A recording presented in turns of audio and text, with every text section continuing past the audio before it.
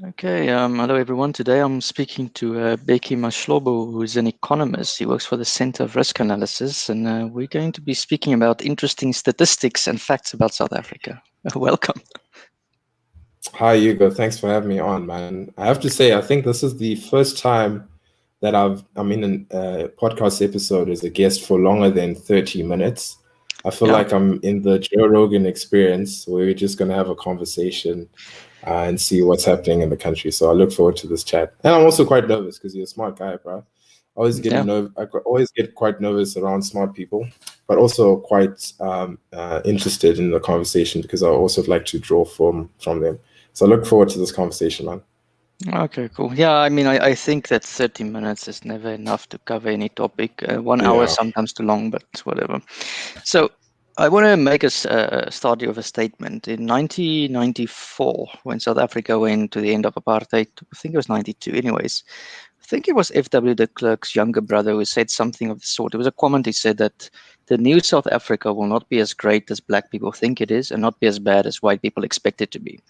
Okay, it's some comment like that. And I think when you start looking at the facts, how South Africa worked out now in the last 30 years, Mm, you kind of come to that conclusion that there's lots of bad, but there's also lots of good. So there's a mixed story to tell. mm, And, it mm. depends if your glass half full and half empty. Yeah, and I think a really good starting point to really start off this conversation is to essentially explain what South Africa is to the outside world. I imagine that you're in France and you have Mm, some international viewers, and you might just give them a general sense of what South Africa is and who are the South Africans that live in this country. Essentially, I think South Africa is by far the most diverse country that I've seen. Not to say I've been in any other country, I've always been here my whole life, but it's mm, actually quite interesting when you look uh, at a macro level what's happening in this country. We have 11 official languages, and within those 11 official languages, you have 11 different cultures. And mm, within those 11 different cultures, you have different tribes as well. Prime example of this is that when I go to the Eastern Cape, I'm a Xhosa individual. What's done in this particular area is different from that of other areas. yeah. So it's kind of interesting that we have so many differences amongst each South African, but at the same time, we also have such core values that we share amongst each other. That is of faith. You know, a large proportion of South Africans are Christians. Not only that, also would like to better the lives of themselves as well as for their families. So these common values that we share as South Africans that sometimes also underplayed within the media and underestimated in certain aspects. Yeah, and on top of that, I always add that South Africa is giving foreigners a misperception because whenever I Mm, meet Europeans, they do what I call the three triangle trip. So they go to Johannesburg, they go to Cape Town, they go to the Kruger National Park, and they say, "What a lovely country!" And everyone speaks English, and it's amazing. It looks like Europe in the yeah. bush, basically. And if you don't travel more than that, you can come to the conclusion South Africa is a very urban society. It's Mm, a cosmopolitan area. But as soon as you leave 30 or 40 kilometers out of Johannesburg or Pretoria, uh, you realize that you can sometimes end up in a tribal area. You can end yeah. up in a very rural area. Hmm. There's cities, it's a mix of people, and also, people in the countryside, for example, historically speaking, in every country are different than people in the urban areas. Okay, so I always Hmm. look at it through a element of geography. I, Yeah. I believe that geography is destiny. It's a saying in geopolitics. It's not the only thing. I mean, we can have a misrepresent. You can zoom in on one variable and say that explains everything. But when you talk about complexity, obviously you have to take many things into account. Yeah. As you mentioned, Exactly. there's languages. Okay, there's tribal cultures. Mm, But of course, as people urbanize, tribal identity, it sort of of course. disappears. It. Yeah. Yeah. It's there, but it's not really as if I think the Zulus in Johannesburg are as loyal to the chief as, say, for example, the guys in KZN. Yeah, it Um, is. There is that difference because, like when I go to the Eastern Cape, you do sort of see some of that tribalism, but not to a large extent as what you would see in the urban areas. It's quite meaningless when in urban areas. yeah, and it's the same goes for language as well. I mean, you take for Afrikaans, for example, countryside. It's Well, far Hugo, can you hear more. me? Yeah, I can hear you. Mm, Still hold on to that identity. So you've got a lot of complexity into South Africa, and then what I would add to that, you've got a complex levels of meta narratives, and what I mean by that is that sort of society is held together by a grand idea. The Rainbow Nation is a meta narrative. Mm, It's a very mm. expansion of this meaning, but of course there's a Pan-Africanist narrative. There was Afrikaner nationalism, there's Zulu nationalism, and all these ideas very often come into competing with each other. Okay, in terms of ideas. So you find, for better or for worse, this is the country we live in, and that's the reality that you face, right? And then, I think we will go on from here. You also have interesting statistics explaining South Africa. Yeah, I do. Some of the underestimated statistics really, when looking at South Africa, is that in general, life got better for most of South Africans from the period 1994 until the late years of 2008, just before the financial crisis. When you look at indicators such as that of housing, housing levels were about 64% of formal housing to now where it is currently at 84%. So that's a significant increase, as well as the decline in informal housing. And the common statistics that we look at at the Center for Risk Analysis is that one of the RTP to shack ratio, in which out of one shack that was built, 20 RTP houses were built. So we can clearly see that when you look at these indicators, as well as others, such as that of households using electricity for cooking, which increased by 200%, as well as to pipe water. So that's actually quite an interesting story to tell as well, and that of employment as well, where we saw essentially the doubling in employment numbers. And I think really what contributed to this was the early thinking of the early administration of the ANC, our ruling government, to what it is currently. Okay, so but now let's go back there. My understanding at the end of apartheid, for example, South Africa had to, because the country was on the verge of bankruptcy, cut away state spending. First step they cut was the army. I think the army towards the end of the Bush War made up 20% of the GDP, something ridiculous. It was cut away. Essentially, the meat was cut off, right? And the economy was allowed to grow. And as you say, in the first decade or so, until 2008, so what, it's 14 years, the economy was actually growing at a relatively decent pace. Then a little bit, later under Jacob Zuma, I think things made a bit of a turnaround, and then we found a bit of regression. Okay. Yeah. Of course, in that pool, economic growth is not the only thing you can look at. HIV numbers, for example, went up, but it was not as horrible as people thought it would be. As you say, housing exploded. The South African constitution, as it gives people a right to housing increases. Electricity went up. Of course, Eskom was a bit of a mess. That's the negative again. So the point I want here is just to understand that there's a mixed picture with South Africa, and that a lot of the data that is out there is never reflected in public discourse. Yeah,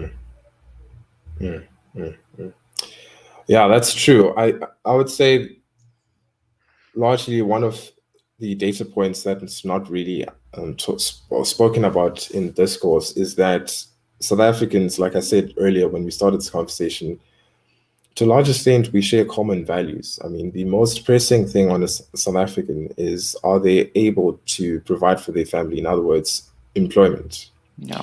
But in public discourse, the major issue that's brought up to the table is that of land reform. It's dressed up as this is the most pressing issue that's most commonly on South Africans' minds, whereas that's not the case. The average South African would just love to provide for their families, and they do that by getting employment. And that's actually quite telling of what I see in the mainstream media, as well as within certain ANC politicians, that this land reform debate is not really about what the South African wants, because they know what the South African wants. They've also done some polling data on this, but it's rather that it's more of a political agenda. So why is it then that the government is trying to sell us a narrative that is just distant from reality? Okay, so land reform, my understanding is it's not even the top 10 priorities for most South Africans. It's like, so out of a list of 10. So the thing is, if I were to give you a list of the 10 things that you want, let's say if I'm essentially the government of France and I ask you, Hugo, out of list 1 to 10 things that you'd like to have, let's say, in your life, the first thing would be your most important thing, a job. And then when you get to number 5, number 6, number 7, you eventually run out of things to say. And essentially, that's where land reform comes into play there. That's where land reform is ranked. It's ranked in the lower scale of rankings of the most important things to say. And that's actually quite interesting because they know that South Africans, this is not the most pressing issues on South Africans. So this is just a political drive for them to essentially seize assets.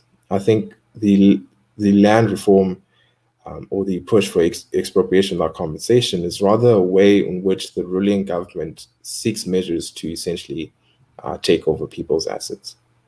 But why do they do that though? Like that's what I don't get. I mean, it's not going to make them very popular to give people what they don't, to take people's assets away. And I think many people get that. That if you take my land or my property away, and this property by now means almost anything, your house, your car, etc. I think most people understand that that's a very dangerous thing to do, and yet the government pursues on it in an ideological fervor almost.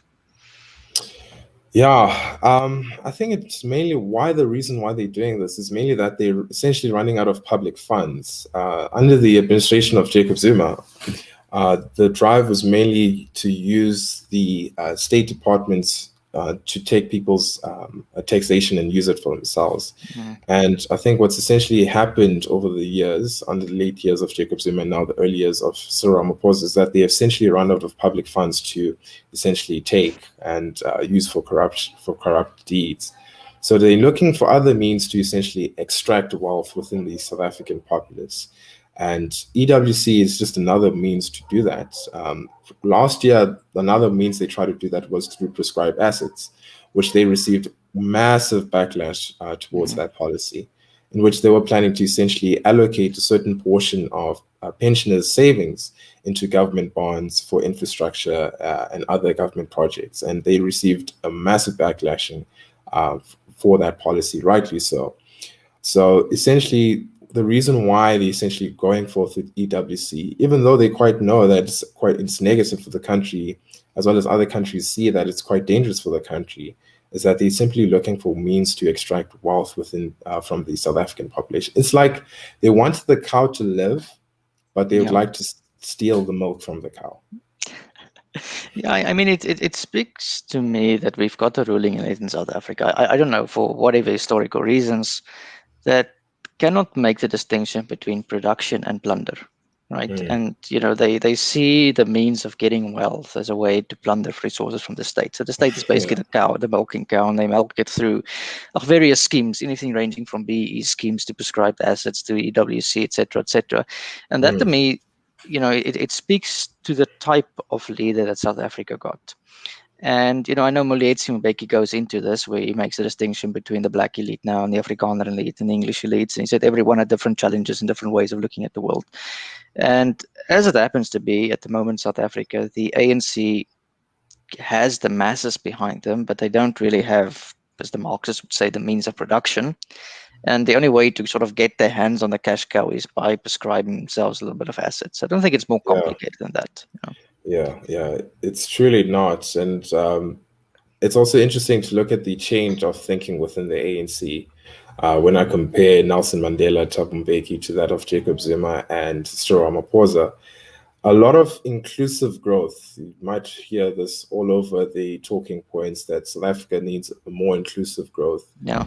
But then when you look at the definition of what growth means, it is inclusive. You don't need to add that word inclusive.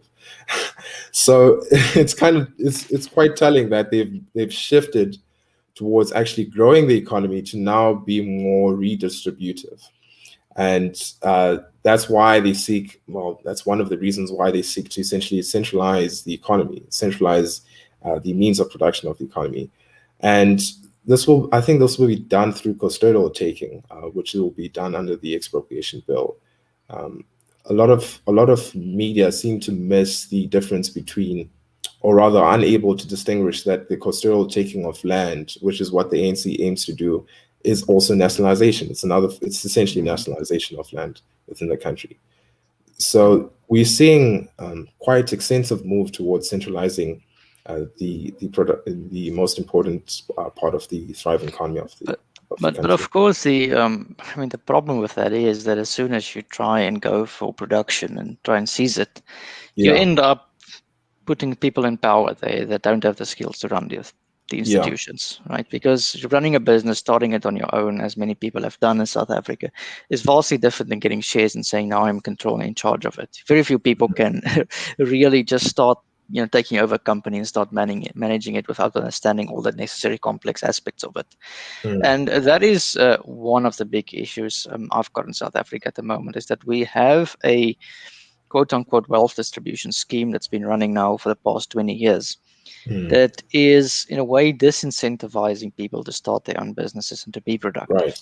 And Right. because of that, you end up with this weird stalemate between, I would say, a business elite that knows how to produce, okay, that still have a lot of money for historical reasons, and another elite that is just plundering the country.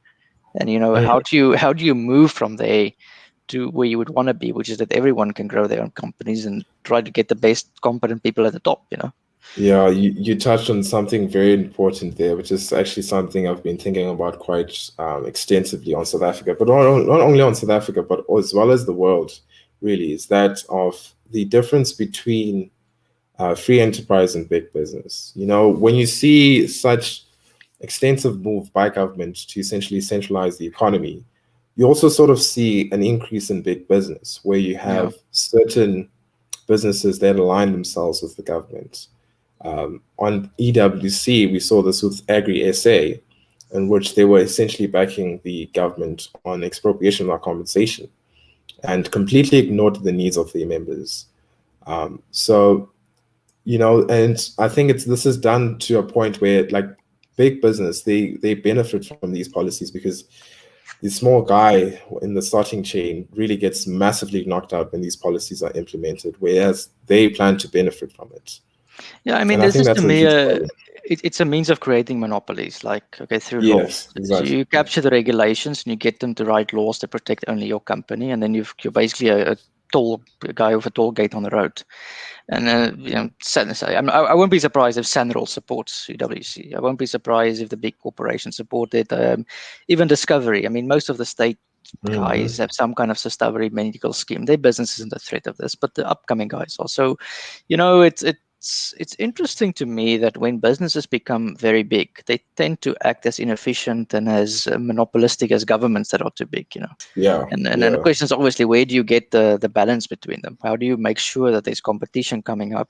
I mean, you want big business, obviously, you want cheaper goods and services, but you also want competition. So you want to help the new guy. And how do you stop the big guy from stepping Mm. on a new guy? That's a very difficult conversation. Yeah, that's an extremely difficult conversation. And I think this is where the Competition Council in South Africa truly fails at. I think some of the work that they've done has been extremely harmful to small businesses. Um, now, can you hear me, Hugo? Sorry, I just Yeah, lagged I for a can hear you. second. You had a bit of a lag. You said the competition Oh, so, commission? so I mentioned essentially, yeah. So, like you mentioned, when you have instances where a company gets too big, they essentially act like a monopoly and they triumph upon that of a small company. And you have a difficult debate between essentially trying to increase competition within the country, because competition is obviously better for employment as well as for consumer choices within the country. And the answer to this, essentially, in most cases, by certain countries, is to give the state more power. In South Africa, that is the Competition Council, which at this point I think it's rather mostly harmful to small businesses than what their stated objective is, which is to essentially encourage competition. I think some of the work that they've done have been extraordinarily harmful to small businesses. But also, you touched on the point there, where in which how do we essentially encourage more businesses to essentially start up in the country, as well as more investment. And in order to have that, you need to have strong institutions that incentivize those businesses to start within the country, that incentivizes investments. And those are the institutions that the ANC seeks to fundamentally weaken by expropriation or compensation, as well as national insurance, the NHI, the National Healthcare Insurance Scheme that they're trying to implement as well. So it's quite interesting because we know which policies work and which policies fail. Then the question is, why is the government not going along with the policies that work and rather going with the policies that fail?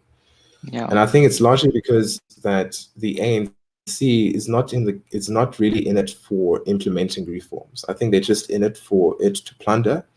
A large proportion of ANC officials are against reforms. We estimate roughly 80% of the NEC is against reform. When you look at such things that would encourage employment within the country, as well as prosecution of corrupt ANC officials. This is mainly because that if they were in favor of these policies, we estimate that 41 of the NEC, which is roughly out of 80, would be in jail by now. So So how do you you can get those see that, statistics? Like, how do I mean, yeah. you guys obviously work with stats all day long. So when you say the ANC 81% of the MEC is against, reform, how do you Mhm. evaluate that?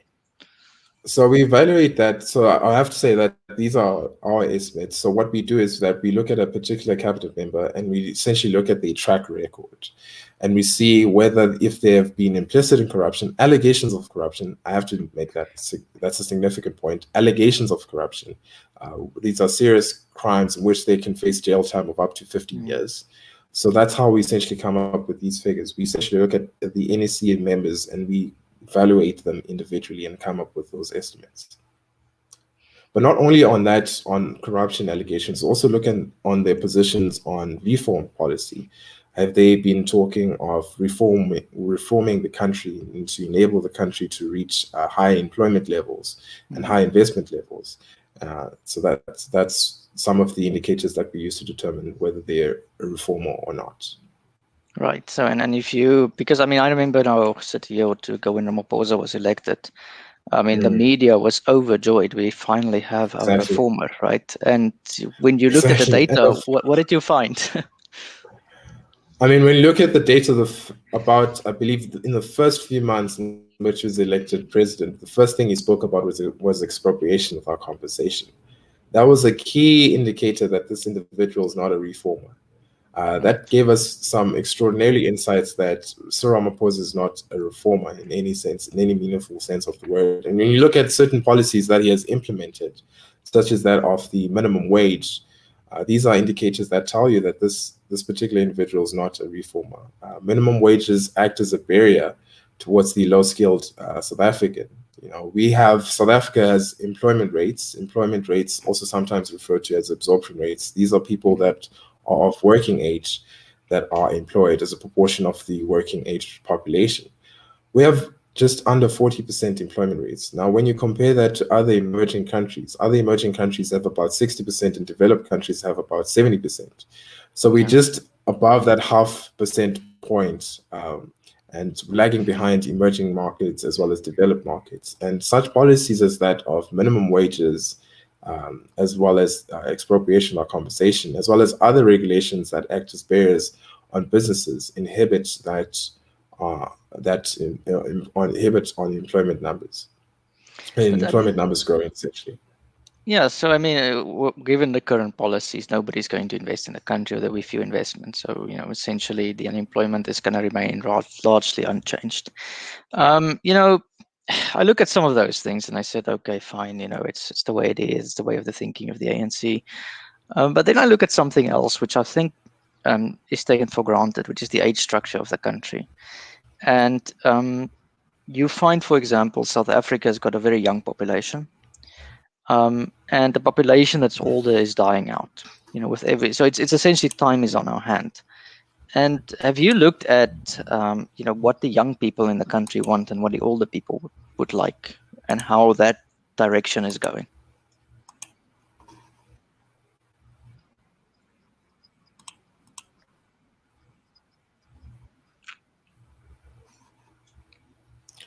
Can you hear me? Yeah, sorry, I lagged there for a few seconds. Can you hear me now? Yes, I can hear you. Sorry about that. Yeah, so I was asking you, do you have data? I mean, I was talking about the age structure of South Africa. South Africa is a very young country. I think the average age is in our 20s, 25, 27, depending on where you read. And the country's older population is dying out. And obviously, we are urbanizing at rapid rates. Have you ever looked into the data that says, what do the younger people believe as opposed to the older people, and what direction the country might go into? Yeah, so we do look at those. We do have data on that, in which we have polled. Every year, we poll people across all ages and see what's the thinking within those particular individuals, and as well as the support levels for the ANC. And what you find is that the ANC largely has a huge party support from the older generation compared to that of the younger generation. For the older generation, those support levels are about 50%, whereas for the younger generations, they are sitting at 40% and going lower. And it's also interesting when you also look at urbanization rates as well, that people who are more urban, that are more urban compared to the more rural individuals, they support the ANC less, voter support for the ANC is less compared to the ones that are in rural areas. So these are sort of similar trends that we saw in ZANU PF as well. Yeah. Um, but what's also quite particularly quite telling in here is that we have sort of also noticed a change here. You know, since 1994 until 2008, the average life of the South African improved. The average life of the ANC voters improved, and so their aspirations were met, and they showed this by supporting the ANC through the years of Thabo Mbeki, which received the highest ANC support levels since 1994, essentially. And what's essentially happening right now is that we've seen a change in the sense that people who are unemployed, the most economically disadvantaged in South Africa, support levels for the ANC now sit above 50%. Whereas for the people that are more employed, people that are employed essentially, support for the ANC is lower, roughly at 40%. So the That's ANC is, yeah, strange, that the policies yeah, is great. It's creating unemployment, and then those unemployed people keep on voting for the ANC. Where they've got higher support exactly. for the ANC. Exactly. So these particular individuals are stuck in a position that they do not have the luxury of aspirations anymore, in which if the ANC comes to them and says, we'll give you a social grant, essentially they have nothing else available to them. These regulations that the ANC imposes does not allow them to better their lives and just have to essentially accept what they get from the ANC. And so I believe that's what we're seeing with those unemployed individuals, in which they don't have the luxury of essentially aspirations, and they will just simply take what the ANC offers them. And I think this is also another point in which the ANC may be against reform, in the sense that if they reform the country and if they implement policies that increase the middle class, lead to improvement in standard of living for South Africans, then it might actually accelerate the defeat of the ANC. So it's an interesting predicament that they're in. Yeah, so I mean, I still think time is on our side. I mean, look, even if the ANC reforms within itself, um, time is there. You still there? I'm still, yeah, sorry, I Yeah, lagged yeah, for a sorry. Yeah. second. I still think time is on our side. I mean, I think even with the growing unemployed people, 50% support, but it's still less than their parents. And the point is that Mm, intergenerational support is different. There's no point for the current generation of South Africans to fight the battles that their parents tried to fight, which is yeah. essentially the point I've always made, is that there's a time where the revolutionary ideology just wanes away. And you see it in other countries as well. You see it in Iran, you see it in Venezuela, even. You see Mm, it in Zimbabwe. I mean, I spoke to a guy in Zimbabwe a few nights ago, and he said, well, time is on our side. He said, yes, we have support, but it's overwhelmingly older people. The younger people don't care anymore. And mm, that's sort of where I think Africa is going.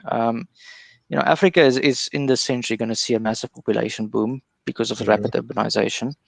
And we always know that the first generation that urbanizes has the most children, essentially. And Yeah. they are going to determine the destiny of the continent, through their own aspirations and their own ideas. And I think at the moment, for us that feel a little bit frustrated with the current situation, is all you need to do is make the arguments and, work with the younger generation that's coming up. Because I find it kind of futile to try and convince people who've had years and years of ideology into their head to try and change their Mm, minds. And that's with the older generation. The younger generation is not affiliated with that ideology, essentially. And we can also see this with the elections of last year, where we had more people that did not vote compared to the ones that did vote for the Mm. ANC. Roughly, the ANC received 10 million votes compared to the 22 million South Africans that did not vote. and large proportions of those South Africans are the young South African. And this really is, the media then raises the question, or the mainstream media raises the question that, or rather the argument that the young population are not politically engaged, they don't care about politics, and I think that's false. I think what they're waiting for is something better to be offered in the table. We can see this when we look at protest action, which is rising quite significantly over the number of years in the country. So essentially, as long as as long as the party comes forward with better ideas compared to that of the ANC, I believe that we will actually see a defeat of the ANC in the future. So I And mean, also depends on the time horizon, which is something that you've spoken about, because a lot of people sort of get discouraged when we talk about these points, and they don't see the longer term picture of it.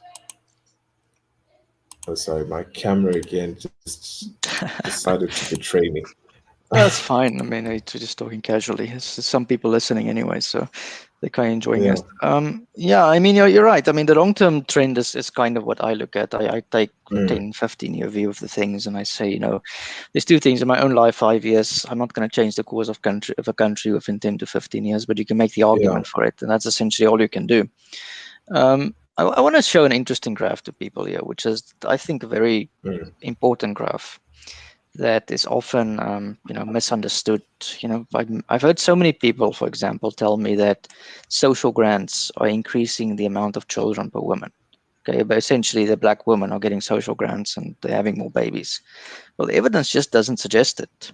If you look at South Africa's fertility rate, for example, you find the amount of births per woman has essentially declined. South Africa is about 2.4 births per woman in 2018. I think 2.2 is population replacement age. So South Africa is not going to have too many people. It's just false, right? And what I make the point about the demographic transition model, why it's so important. So if you go to stage one, we talk about the pre-modern society. That's agriculture. You have 6 children, 2 of them or 4 of them die in childbirth, you end up with 2 children. But as soon as people start urbanizing, that first generation, that's when it is not still obvious to parents whether their children work for them or they work for their children. So you find the first generation that urbanizes always has a massive population. That's the population boom that Africa is going to experience. As the urbanization process continues, it's inevitable to have a population expansion. But as soon as people start staying in cities and they realize how expensive it is and they have children again, their children realize it, they start having less and less children. And you get to stage 3 where it essentially inflects. And stage 4 is where most of Europe is. Population is actually decreasing in some places like Europe and Japan. And so the point I make is South Africa is between, it's basically stage 3, but those who are urbanizing some of the black population is still at stage 2. So, I make the point here because I find that in public discourse, there's a big fear that we're going to have too many people to feed, for example. There's a big fear that the black population is not entering the middle class. Well, the reality is if the fertility rate is dropping down, it must be an indication the standards of living are getting better, even under conditions such as the ANC. And I think that goes missing in the discourse. Yeah, it definitely does. One of the other points that's largely missing in public discourse as well is that of social grants. Essentially, another argument, another negative argument against social grants, which I actually do understand, is that social grants essentially leads to individuals being disincentivized to work and have more children in order to receive more social grants. And to a certain extent, I do see that at play. But essentially, what the country is facing right now is that the opportunities for employment are essentially blocked. That the average South African or the poor South African has no other means to essentially provide themselves and their family. So they seek those social grants. So the answer to this is really not to necessarily cut social grants, but rather to offer those opportunities for employment, like bettering that of education levels. Education levels in the country are extremely poor. We look at the high school throughput, which is essentially tracking the cohort of a particular age group. Let's say, for example, in 2008, we track the age group of 2008 and follow them all throughout until they essentially graduate matric with a 50% plus pass mark. And what you see when you look at those numbers is that only 4.2% of South Africans pass with a maths pass rate of above 50% and more and qualify for a university. And that's quite challenging because your education levels also determine how fast will you be absorbed in the labor markets. When you look at such things as absorption levels across education levels, you see that the low-skilled, low-educated individuals, employment levels for them is sitting at 20%, compared to someone that goes through the university, that gets a tertiary degree. They absorption levels compare that to developed markets such as that of 70%. So that's one big issue that we're facing, is yeah, that our economy is going high tech essentially worldwide. It's happening. yeah, And the idea, I think the ANC still believes in this idea that you can essentially have low-skilled factory jobs providing full employment, or high infrastructure projects. And the yeah. reality is that that is not how the modern economy works anymore.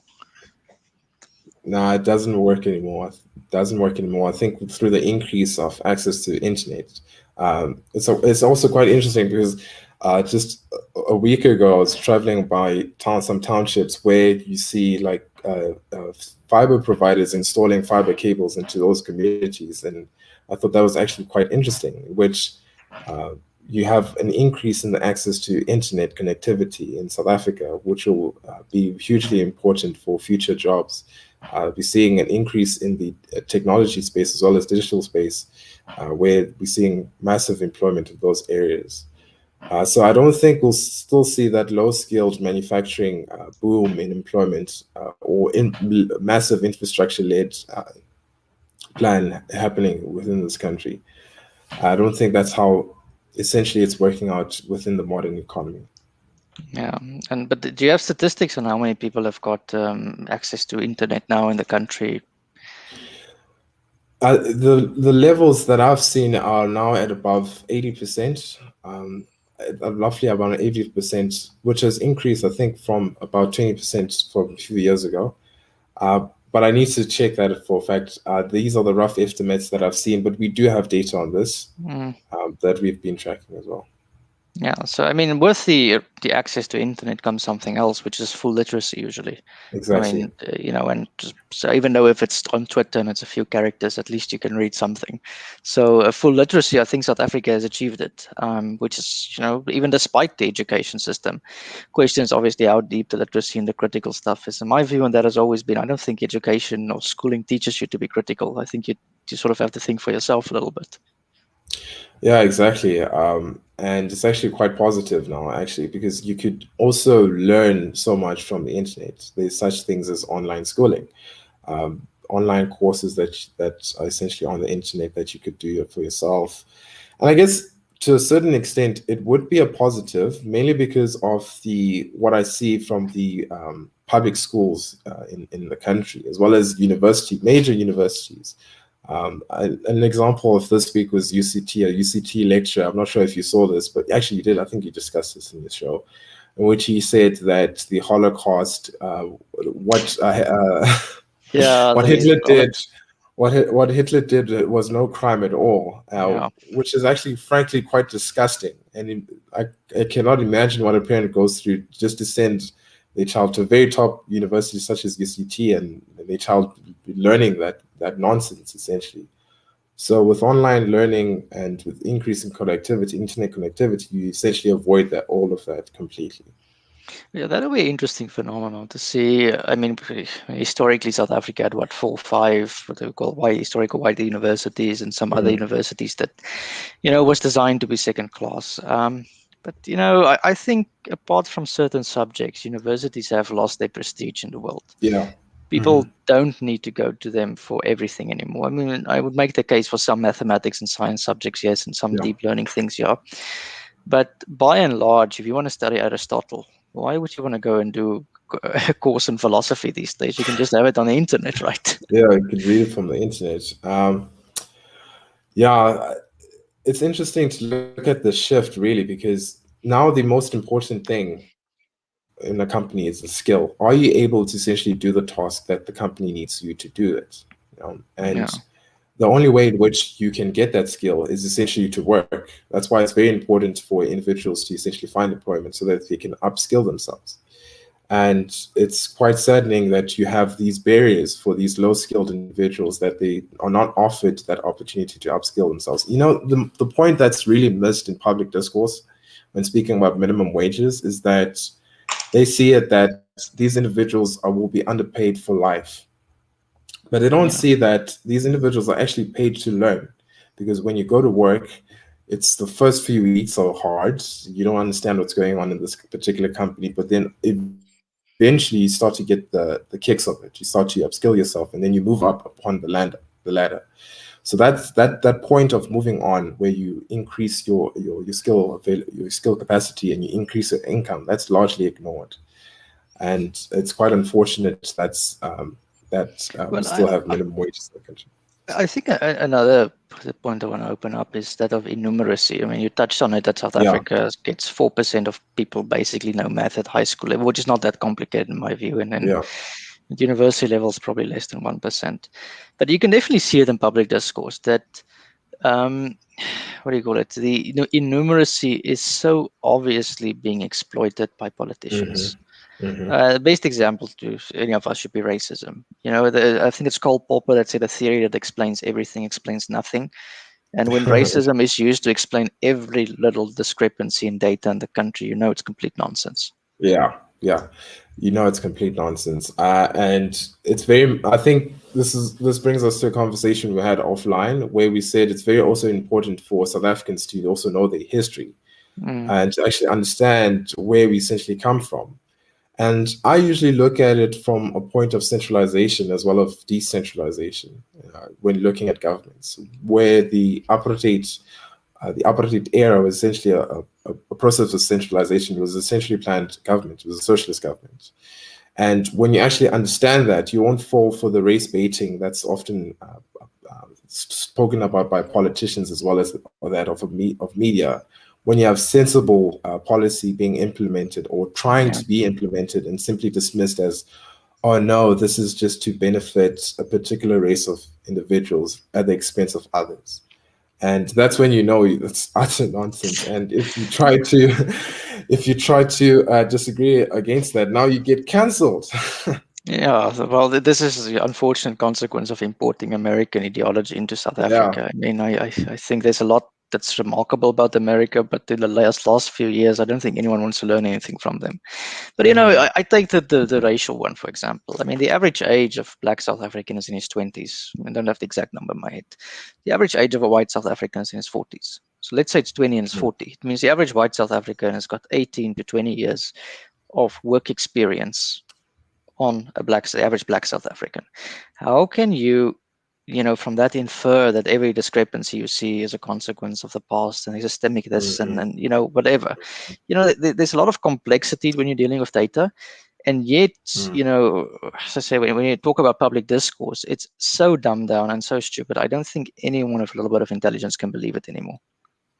It's also a laziness of actually looking deep as to what exactly causes those discrepancies as well. It's Yeah, simply the hard on the ground research to actually find out what's essentially happening is never done. And it's something that I also saw within my degree, in which we were comparing more developed countries to that of sub-Saharan Africa. And you look at the very important indicators such as that of GDP. You know, you see that sub-Saharan Africa or South Africa as well was growing with the world and essentially began to lag off when you're looking at yeah, GDP per capita. And it's explained as that, and it's not really given as to what essentially were the policies that essentially held sub-Saharan Africa back compared to these other countries. And you look at such things as that of private rights, sorry, property rights, as well as that of the rule of law. And you see that some of these African countries, the government was seeking to weaken those institutions, which is what the South African government is essentially trying to do here, which has resulted in South Africa lagging behind the world and lagging behind other emerging countries.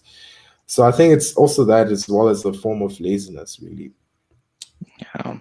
Yeah, I mean, and understanding economics, I don't think a lot of, I mean, I don't proclaim to be an expert on it, but when somebody Mm. comes to you with only one statistic, it should be a red flag. Or when they say to all the experts say this, it's something like that. It tells Yeah, me they don't really know what they're talking about themselves. And I yeah. mean, so the racial one is one of the things. The statistics, you can correct me if I'm wrong here, but statistics show that South Africans don't really care about it that much anymore. It's Yeah. disappearing. You're obviously going to have the few percentage to rally up for support when you want to win an election. But by and large, I Mm. think most South Africans would like to get the country into the modern world, which is 21st century economy that cannot be run on the Mm. thinking of the 18th century. Yeah, exactly. So since 1994, we've been polling South Africans, and the most common question that I actually like to look at is, has race relations improved within the country? And you Yeah. constantly see that a large proportion of South Africans agree, more than 50% of South Africans agree that race relation has improved.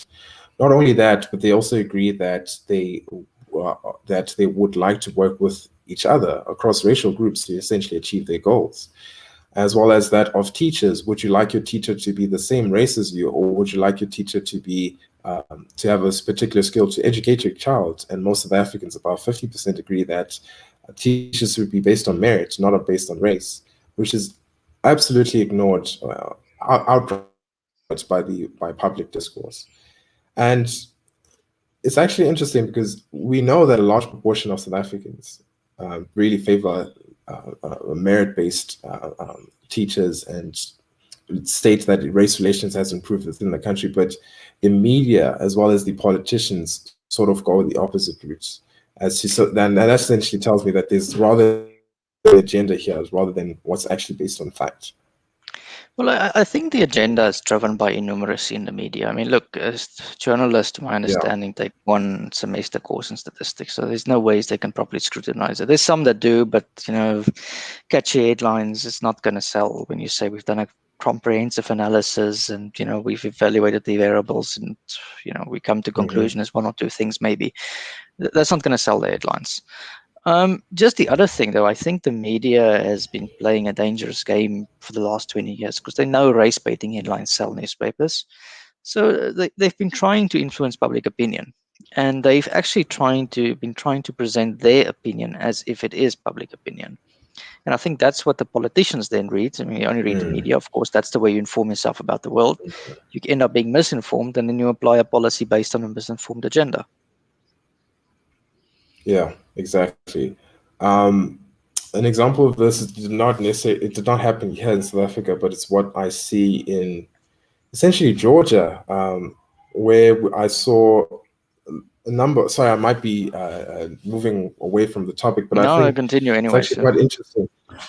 It's actually quite interesting what I saw happening in Georgia, where I saw a couple of companies such as Coca-Cola and Delta essentially state that they're against the new amendment laws to voting in Georgia and saying this is voter suppression. Whereas the arguments raised by essentially the Democrats in there in the US is that all you need, like requiring someone to have ID is considered racist. And I'm thinking, well, in South Africa, in order to vote, you need an ID. So how is it different from that in the US? So, and it's actually quite interesting because these businesses, they think that when you have essentially a few Twitter warriors, is what they term them, sending tweets online and tagging the company and tagging the particular individual that may have committed an offense. And the company reads that as this, oh, wow, this is what the majority of the population believes. So we need to move along these lines. Whereas that's actually incorrect.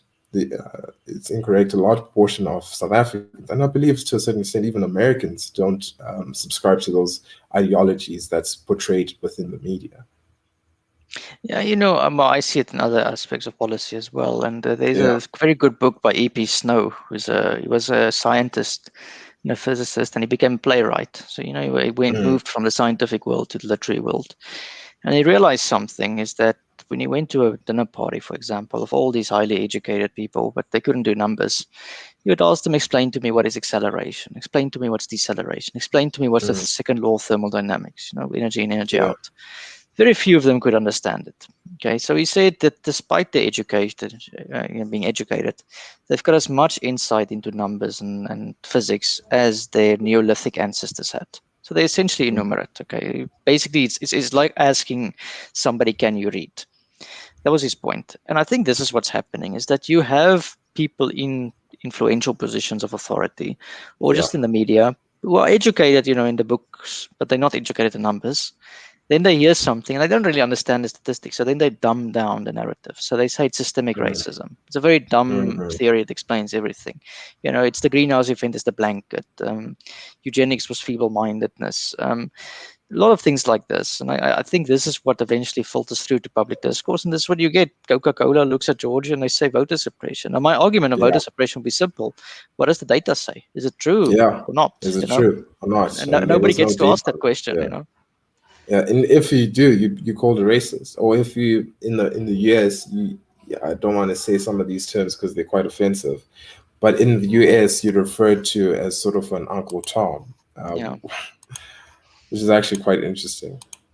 Yeah, but it's also, also other thing we should call it out is that there's a big industry involved in trying to play on people's innumeracy and their fears. Yeah, And yeah. there's people that make a career for themselves trying to tell you how racist society is and how Mm, oppressed you are and how it's the fault of all the imperial powers and the last 200, 400 years of history. And there's absolutely nothing you can do about it. There's a lot of people selling books about that, and yeah. there's a market for it. So I think what was the one that I saw? White Fragility. Jeez. I forgot the author's name, but there was a book on this topic, which I thought, like, Jesus. And I also think it's actually quite insulting. Like some of these individuals, the they assumptions don't care. They they don't are care. like, it's actually offensive. Well, what are they saying? Are they saying that black individuals in the US can't get IDs? Essentially, is that what they're saying? Yeah, I mean the white fragility. I mean, I'm not going to waste my money on a book like that. But Yeah, no. that woman is a millionaire out of Yeah, telling white people they must be guilty for 400 years of oppression. it's always interesting because these people that portray these narratives of extraordinarily wealthy individuals, Oprah Winfrey, a billionaire, LeBron James, a wealthy elite getting paid in millions of dollars, and they tell us that they're oppressed. Get out of here, bro! Like what? Well, Trevor Noah is South Trevor Africa's. Noah, yes, Trevor Noah. Like He's it's like they make these comments once they've made the most amount of money. Like what? Well, it reminds me of the church pastor who was asking for collections every now and then. It's sort of that type of Yeah. thing. And then he tells you how poor the church is, and you need to feel guilty about giving money, and then people throw $100 at them. Mm, It's that level of huckstery that's going on. I mean, I had this conversation with Jim the other night. I mean, there's lots of Jewish people that exploit the Holocaust industry, for example. South yeah. Africa, we have the race industry. The Afrikaners had the Anglo-Boer War industry. And there's money in this stuff. Al Gore is my favorite on climate change. I mean, Al Gore became a billionaire, a multimillionaire out of a climate carbon exchange mechanism Mm, by trying to price air, basically. And people are still mm, falling for it. mm. So it's it's it's I think it's I saw that remarkable. at some point, and it's actually absolutely. He's predicting. It's called the prophets of doom. Yeah. Predicting the end of the world cells, and they say telling people South Africa's never been a more racist place is a very good way of selling your book. Mm, mm, mm. And it sort of ignores the fundamental issues that South Africa faces. I mean, 2020 was quite an interesting year, and we had essentially had a taste of what centralization looks like in South Africa and around the world. And it's quite interesting when looking at governments is that whenever there's a crisis, they always tend to get bigger. Yeah. South Africa's case, we added about 20% towards our debt, and that acts as an anchor on future economic growth. We went from about 62% as a proportion of government debt as a proportion to GDP, so current levels of about 80%. So when Ramaphosa is telling me build back better and we're going to have a better economy and we're going to fundamentally redesign society, I mean, there's lots of Yeah, we're gonna politicians have on this. smart cities. It's all divergent to the core issue here. Core So issues that how are we going to achieve it if we don't have money? exactly how are we essentially going to achieve it? It's It's a facade. It's diverting from the core issue, and that's one of the reasons why they're pushing so hard on these bad policies. They're essentially looking for ways to essentially take funds away from people. And another perhaps even policy that we haven't even also maybe we can touch on a bit is that of hyperinflation. With these high debt levels, we face the risk of hyperinflation within the country. We've seen talks from the deputy minister, such as David Masondo, proposing instances in which where the central banks should essentially print money and buy government bonds. That will cause It's hyperinflation. modern monetary theory now. Exactly. Modern monetary theory, and it's seeming to take traction not only here in But South Africa but as how well did as other that countries. theory get so popular? That central Mm, bankers and people worldwide have now convinced themselves that you can print yourself out of a crisis. I mean, look, I'm not an economist, but yeah, something tells me that if you print money, you're going to go the Zimbabwe, Venezuelan route. yeah. So essentially, the modern monetary theory folks, they're essentially not different. There's not much of a difference between them and the Keynesian folks, the people that follow the teachings of John Maynard Keynes. Mm, Essentially, their core belief is that the country can never go bankrupt if it essentially issues debts in its own currency, and is if it issues debts in its own currency, it can essentially print its way out of that debt level. And the point that they miss is that of solve hyperinflation through taxation or mm. forms of limiting government expenditure. Right, this has been tried. There's nothing new about it. This was actually quite interesting. Central banks lowered interest rates for. Thought to myself, it's the first time that I'm seeing South Africans respecting. Yeah, so regarding data in which I've seen in this aspect is really the difference between that of the middle class as well as the lower income earning South African. When you look at support levels for the lockdown, a lot of people miss this point that the middle class can work from homes. These are Yeah, individuals that don't necessarily have to go to an office in order to work. They can comfortably work from the rooms. I work in my room because my job doesn't necessarily need me to work in an office. In fact, I fully work from my room now. I have a home office. But then for the individuals that involved, for the individuals that individual, the low income earning South Africans, they didn't favor the lockdown. I believe lockdown support level and for the middle class income, it was around. And you could also last year when you compare 2020 overlooked South African. common sense than very Yeah, highly educated people. There's something yeah, to it that the more you read books and the more sense and good judgment is entirely drained out of your soul. Like Insight should have said this lockdown isn't thorough analysis. And I said, well, Italy peaked or was starting to peak before they went into mm, lockdown. London peaked two mm. days before they announced the lockdown. So I said, well, it work. And I think the country and the world's locked down for nothing, you know. Yeah. So often ignore regulations that don't make sense. Mm, Uh, like such as that of banning e-commerce. We banned e-commerce last year, which is absolutely insane. But essentially, to the point that you are making there on the common sense of the average South African, South Africans, to a large extent, ignored laws that did not make sense and essentially followed the ones that did make sense. I mean, right. COVID-19, in my personal opinion, do think it's a serious matter for the elderly. And Yeah. the elderly did take responsible action on themselves. And I think really the responsibility here should be that on the individual rather than that of the state. Because the state from Pretoria can never truly determine what risk you face on a daily basis. Right. But do you have an idea which laws the people broke and which they didn't break? The common one, so I'm just trying to fix my camera here. My camera is just like betraying me at the moment. The common one was that of the which caused the rise and increase in illegal people were arrested for actually there is, sorry, I just remembered essentially arrested for breaking lockdown and close to 100,000 South Africans were arrested for I think I'm correct. Did So yeah, people follow the masks because they make it yeah, relevant. But yeah, it's you see people still following the mask, but showing that even during the normal, regardless of what the law was. And I think that was yeah. kind of a worldwide phenomenon, you know. Yes, now in Google mobility data. Geez, this is some work that we did some time ago, in which we did see people, South Africans, staying at home for, I think it was about the first 2 weeks of the lockdown. And then when it essentially the government approached the phased approach, we saw mobility data essentially increase, but not to the same levels that it was before the lockdown. Okay, so I mean, there was still some people respecting it.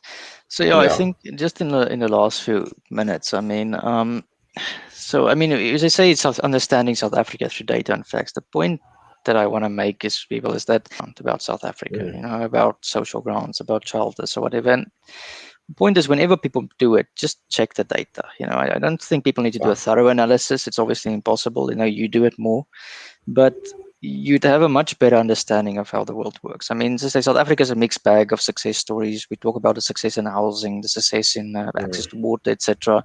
Literacy rates has actually gone up, not down.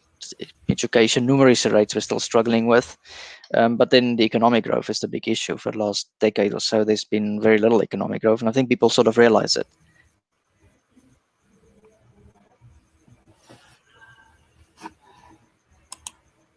I can.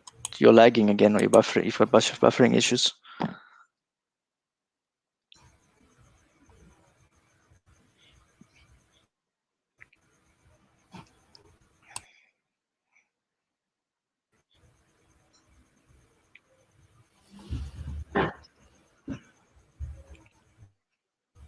Hello, Hugo. Yeah, now I can hear you. Yeah, so just in the Okay, last can you hear word, me? Sorry, what was as I that? say, like I would just like, if people throw out assertions, the media is going to do it any times. Politicians are going to do it just to check the data for themselves, because what the data says and what the assertions say is sometimes completely in the opposite direction. Hmm. Exactly, exactly. But like you said, like most people really don't have the time to essentially go down and deep dive into those statistics and actually find out what's the core reason why these sort of disparities. But then I do urge caution when you see a point raised by a media on a particular topic that is blamed on racism, as well as that on a politician. But that said, I don't think that the average South African, maybe to the outside world, it's looked upon in that manner, but the average South African really has a life. They have a Yeah. job. They don't think they don't think in those terms at all. They don't think in those terms at all. They mostly focus about earning and upskilling themselves, a better life for themselves and their family as well as their neighbors. This is really just talk within the media as well as within that of politicians, as well as B grade analysts. Honestly, I call them B grade analysts because my employer calls them B grade analysts, which I find quite hilarious. Um, yeah, so Well, that's I essentially suppose what where, you should warn out for as well are these political analysts. A lot of them is just opinion piece yeah. writers. Unless, I mean, you guys work obviously for a think tank and you go through data on a daily basis and you get a sense of numbers. Mm, But then I see one of the Center of Risk Analysis guys debating someone else in the media, and then the guy just who is debating is some, he calls himself a political analyst, but he yeah. never tells me who he works for, what data is going through, etc., etc. So he's just Mhm. throwing opinions around, and he's parroting what the media is saying, and that's also something that we Exactly. like to get Exactly. rid of. Exactly. It's sometimes fascinating because those people earn a lot more than I do, but they still spew nonsense. They still spew nonsense. And it's just mainly because what essentially the media eats up, essentially. They like that sort of conversation on opinion, not based on facts in any sense, in any meaningful sense. Sorry, my camera went down. Hugo, I swear, I owe you another podcast interview. No, that's fine. Listen, I think we're going to end here. Yeah, just thank you for the conversation, and we can do it sometime again in the future. Yeah, for sure. Definitely enjoyed this conversation, man. Hopefully we can have more in future. But thanks Yeah. for having me on.